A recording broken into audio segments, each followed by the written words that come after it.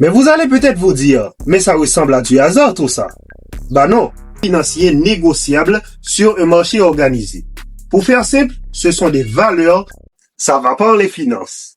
Mesdames et messieurs, bienvenue sur ma chaîne, je me présente, mon nom est Inster Saint-Pierre, j'ai 21 ans, je suis entrepreneur et je suis le trader le plus beau de cette génération. Vraiment. Sur cette chaîne, je vais vous apprendre le trading étape par étape et on va aussi parler d'autres branches de la finance. Allons-y.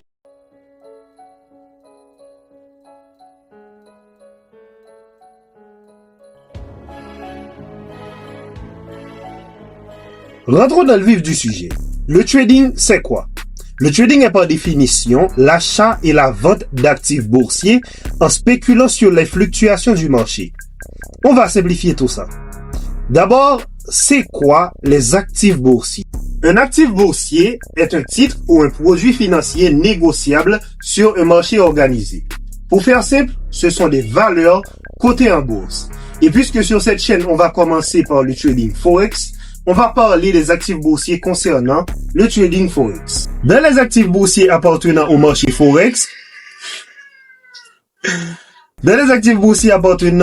Forex, on retrouve les paires de devises qui représentent le cœur du marché Forex. Exemple de paires de devises: l'euro-dollar, le dollar canadien contre le franc suisse et la livre sterling contre le dollar américain. On y trouve aussi les matières premières comme l'or, connu sous le nom de XAUUSD sur les plateformes de trading. Il est motivé le coq. Cependant, certaines applications de trading ont l'habitude de mélanger les paires Forex à d'autres actifs boursiers qui n'ont pas trop rapport au Forex. Par exemple, la crypto-monnaie et les indices boursiers. Maintenant, le trader, il fait quoi? Les actifs boursiers sont régulés par des autorités comme la FED, Federal Reserve, et la BCE, la Banque Centrale Européenne. Maintenant, ces valeurs vont être affichées sur des graphiques. Et via des applications dédiées au trading, le trader va pouvoir faire son analyse et prendre des décisions. Au début de la vidéo, j'ai parlé d'achat et de vente.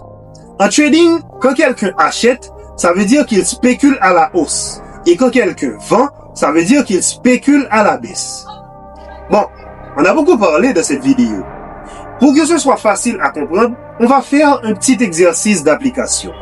Actuellement, je suis sur mon application de trading. Je choisis mon actif boursier et je peux voir le graphique. Ce graphique montre le déplacement du marché, les fluctuations du marché en temps réel. Et là, je vais pouvoir faire mon analyse pour finalement prendre une décision. Pour l'analyse, on verra ça ensemble dans les prochaines vidéos.